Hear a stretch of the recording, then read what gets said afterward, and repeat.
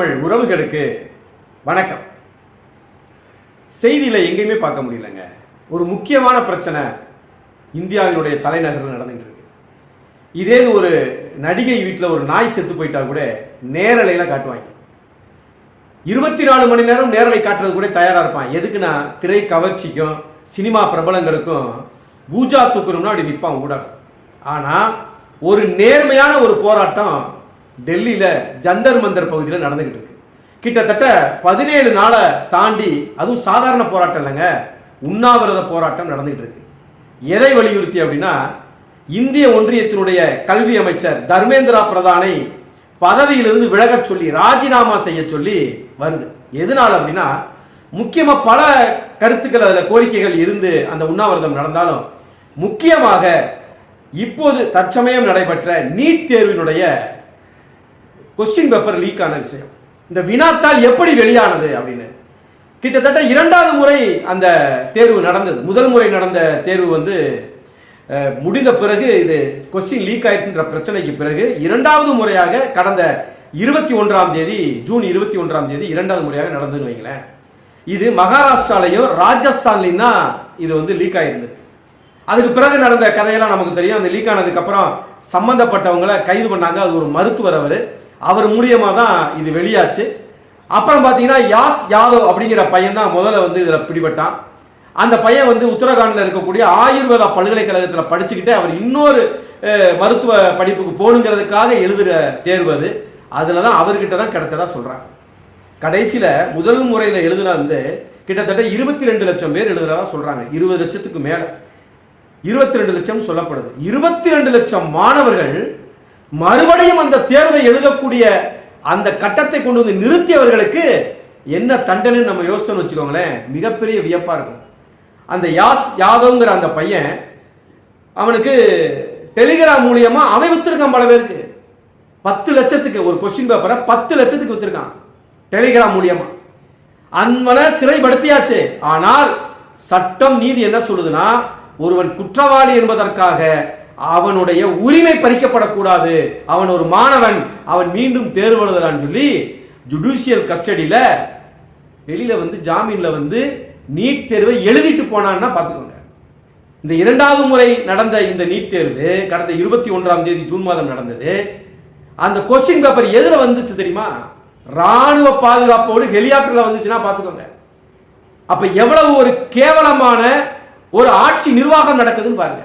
இதே இது நீட் தேர்வை எழுத போறாங்க பாருங்க பிள்ளைங்க, மாணவர்கள் மாணவிகள் எழுத போறாங்க பாருங்க. அவங்களுக்கு எல்லாம் எவ்வளவு பெரிய கெடுபிடி தெரியுமா? நீங்க கடைசி நேரத்துல ஒரு நிமிஷம் நீங்க தாமதம் போனா கூட உள்ள விட மாட்டான். ஏன்னா அவ்வளவு பெரிய ஒரு முக்கியத்துவமான ஒரு தேர்வு அப்படின்னு நம்மள எல்லாம் கண்ணை கட்டி ஒரு வித்த காட்டுறாங்கன்னு வைங்களேன். பாத்தீங்கன்னா கையை வெட்டி அனுப்பிடுவான், தோடு தொங்கட்டான புடிங்கி விட்டுருவான். எல்லாரும் பாத்தீங்கன்னா நீட் தேர்வு எழுத போறதுக்கு புதுசா பேனா வாங்குவாங்க, புதுசா ஸ்கேல் பென்சில் வாங்கலாம், இல்லைன்னா புதுசா வேற புத்தகம் வாங்கி படிக்கலாம். ஆனால் நீட் தேர்வு எழுத போற பிள்ளைகள் புதிதாக உடைகள் வாங்கக்கூடிய, ஏன்னா அதுக்கேற்ற மாதிரியான பிரத்யேக உடைகள் தான் போட முடியும். நீங்க நினைக்கிற மாதிரி உங்ககிட்ட இருக்கிற உடையெல்லாம் போட்டுட்டு நீங்க போயிட முடியாது. தண்ணி பாட்டில் இருக்கு தெரியுமா? குடிக்கிற தண்ணி பாட்டில் கூட வெளியில தெரியுற மாதிரி டிரான்ஸ்பரண்டா கொண்டு போகணும் தண்ணி பாட்டில.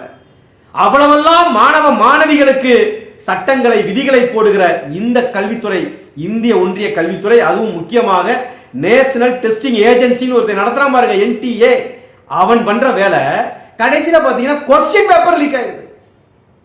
இதெல்லாம் விட இன்னைக்கு வெளியாயிருக்குல்ல ராஜஸ்தான், இந்த மகாராஷ்டிரால எல்லாம், இதெல்லாம் அந்த பக்கம் ஒரிசா, பீகார், ராஜஸ்தான்ல எல்லாம் நீட் தேர்வையே புத்தகத்தை எடுத்து கொடுத்து படிக்க சொல்லி எழுத சொல்றதாவும் சொல்றாங்க. ஆனா இந்த பக்கம் தென்னிந்தியாவில் பாத்தீங்கன்னா இது ஒரு மிகப்பெரிய கடுமையான தேர்வு மாதிரி ஒரு கட்டமைப்பை காட்டினான். அப்ப அதுல என்ன ஆகும்? பார்த்து எழுதுறவங்கலாம் சீட்டு கிடைச்சு இங்க வந்துடுவான். இங்க தென்னிந்தியாவில் தமிழ்நாடு, கேரளா, ஆந்திரா, கர்நாடகாவில் இருக்கக்கூடிய மருத்துவக் கல்லூரி அவன் உட்காந்து படிச்சுட்டு போயிடுவான்னு வைங்களேன்.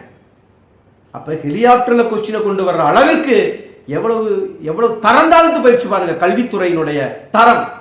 அதுவும் எப்படி? ராணுவ பாதுகாப்போடு.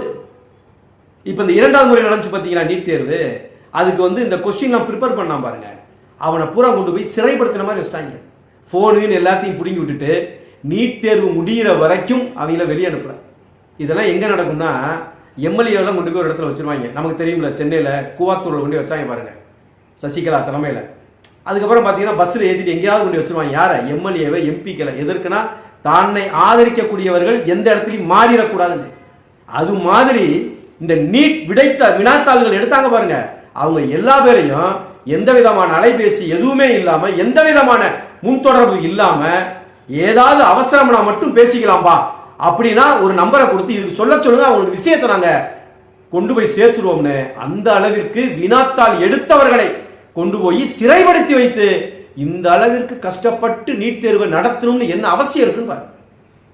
இப்ப இந்த நீட் வந்து ஃபர்ஸ்ட் நீட் நடந்துச்சுல, கொஸ்டின் பேப்பர் அவுட் ஆன நீட் இருக்கு இல்லையா, அந்த நீட் தேர்வில் ஒருத்தர் நல்லா எழுதியிருக்கான். அவனுக்கு நல்ல நம்பிக்கை இருக்கு, மார்க் வாங்கிடுவோம், இந்த தடவை நம்ம மெடிக்கல் போயிடுவோம்ன்ற நம்பிக்கையில் இருக்கிற ஒரு மாணவன் வச்சுக்கோமே. இப்போ என்ன பண்றான், இவங்க பண்ண தப்புக்கு அவனை திரும்ப எழுத சொல்றான். அப்படி அவன் திரும்ப எழுதும் போது ஏதோ ஒரு காரணத்தினால சரியான புரிதல் இல்லாமையோ, இல்லைனாக்கா மன சோர்வாயிருக்கலாம், இல்லை என்றால் ஏதாவது காய்ச்சல் வந்திருக்கலாம், உடலுக்கு ஏதாவது வந்து குறைபாடு வந்திருக்கலாம், இல்லை எழுத முடியாத ஏதோ ஒரு சூழல் வந்து எழுதாமையே போயிருக்கணும் இருக்கிறான்ல, அவனுக்கெல்லாம் யார் பதில் சொல்றது? இல்ல போன முறை எடுத்த மார்க்கை விட இந்த தடவை ஒரு 100 மதிப்பெண் குறைவா எடுக்கிற அளவுக்கு தான் இந்த தடவை எழுத முடிஞ்சுச்சுன்னா இதற்கெல்லாம் யார் காரணம்? அவனுக்கு யார் பதில் சொல்றது? இது எந்த விதத்துல நியாயம் மட்டும் சொல்லுங்க, இது எந்த விதத்துல நீதி மட்டும் சொல்லுங்க. ஒருத்தர் 2 பேர் இல்ல, 20 லட்சத்திற்கும் மேற்பட்டவர்கள் ஒரு கொஸ்டின் பேப்பர் அவுட் ஆனதுனால. ஒரு பக்கம் ராணுவ பாதுகாப்போட கொஸ்டின் வருது, ஒரு பக்கம் கொஸ்டினை எடுத்தவனை பூரா கொண்டு போய் சிறைப்படுத்தியாச்சு, இன்னொரு பக்கம் டெலிகிராம் இருக்கு பாருங்க நம்ம இணையதளத்துல, அதை மொத்தமா முடக்கிட்டான். இந்த நீட் தேர்வு நடக்கிறதுக்கு 2-3 நாளைக்கு முன்பாக இருந்தே டெலிகிராம் டோட்டலா பேன் பண்ணிட்டான். அப்ப எதை சரி செய்யணுமோ அதை சரி செய்யல. கொசுவை விரட்டணும்னா கொசுவை தான் விரட்டணும், ஒட்டுமொத்தமா வீட்டையவா கொளுத்துவாங்க. கேட்டாக்க நான் கொசுவை கொளுத்த போனேன், கொசு வந்து வீட்டுக்குள்ள இருக்கு அதனால வீட்டை கொளுத்தியாச்சுன்னா கொசுவை கொளுத்திடலாம் சொல்ற மாதிரி கொஸ்டின் பேப்பர் ஏன் லீக் ஆச்சுன்னு அதற்கு கடுமையான தண்டனைகளை கொடுக்கல. எவன் அதை பயன்படுத்தினானோ அவனை ஆயுள் வரைக்கும் அவன் வந்து இனிமேல் எந்த தேர்வையும் எழுதக்கூடாதுன்னு சட்டம் சொல்லல. அவனையும் வந்து யாரு கொஸ்டின் லீக் ஆகி 10 லட்சத்துக்கு வித்தவனையும் சிறையில இருந்து ஜுடிஷியல் கஸ்டடியில கொண்டு வந்து தேர்வு எழுத சொன்னா அப்புறம் ஏன் கொஸ்டின் பேப்பர் லீக் ஆகாது? ஏன் லீக் ஆச்சு? அவனுக்கு சரியான தண்டனையை கொடுத்தா அடுத்த முறை நடக்காம இருக்கும். ஆனால் தண்டனை மிக மிக குறைவாக இருக்கும் போது ஏன் இந்த தவறு, இந்த தவறுக்கான குற்றவாளிகள் மீண்டும் மீண்டும் பிரசுரிக்கப்பட மாட்டார்கள்? அப்ப இங்க என்ன தெரியுதுன்னா, இந்த மாதிரியான விஷயங்களை யார் முன்னின்று போராட்டம் நடத்துறாங்களோ அதையெல்லாம் செய்திகளை காட்டுறதில்லை. இன்னைக்கு இத சோனம் வாங்சு அப்படிங்கிறவர் சாகும் வரை உண்ணாவிரதம் இருக்கிறார். லடாக்கை சேர்ந்த ஒரு சமூக ஆர்வலர், சூழியல் போராளி. இன்னும் சொல்ல போனா உங்களுக்கு புரியுற மாதிரி சொல்லணும்னா, நண்பன் ஒரு படம் வந்துச்சு, விஜய் நடித்த நண்பன் ஒரு படம். அந்த நண்பன் படத்துடைய ஹீரோவை யாரை வச்சு எடுத்தாங்க அந்த கதையனா? இந்த சோனம் வாங்சு அவரை வச்சுதான் எடுத்தாங்க. அந்த சோனம் வாங்சு தான் இன்னைக்கு ஜந்தர் மந்தர்ல இந்த தர்மேந்திரா பிரதான் வந்து கல்வி அமைச்சர் ராஜினாமா செய்யணும், மிக குறிப்பாக இந்த நீட் வினாத்தாள் லீக்கான அந்த பிரச்சனைக்காக இவர் ராஜினாமா செய்யணும்னு சாகும் வரை உண்ணாவிரதம் இருக்கிறாரு. கிட்டத்தட்ட 17 நாளைக்கு மேலாக உணவருந்தாமல் உண்ணாவிரதம், உண்மையான உண்ணாவிரதம் இருந்து இன்னைக்கு வரைக்கும் அது செய்தியாக கூட வெளிவரல. அப்படிங்கிறது தான் கேவலத்திலும் கேவலமான விஷயம் நினைக்கிறேன். இந்த ஊடகங்களுக்கெல்லாம் அறம் என்று ஒன்று இருக்கிறதா? ஒருத்தர் பேட்டியே கொடுக்க மாட்டாரு, பத்திரிகையாளரே சந்திக்க மாட்டாரு, ஆனால் அவர் வீட்டு வாசல்ல அவர் வீட்டு நாயை முதற்கொண்டு அவர் வீட்டு கனவையே எடுத்துக்கிட்டு இருப்பான். ஆனால் இப்படிப்பட்ட சோனம் வாங்சு மாதிரி ஒரு இந்திய ஒன்றியத்தில் உள்ள எல்லா மாணவர்களுக்கும் நீதி கட்டி நிற்கிறவன எந்த செய்தியும் காட்டாது. ஜனநாயகத்தின் 4வது தூண் முறிந்து போனது. நன்றி, வணக்கம். இது சமர்க்களம், சமரசமற்ற தமிழ் தேசிய ஊடகம்.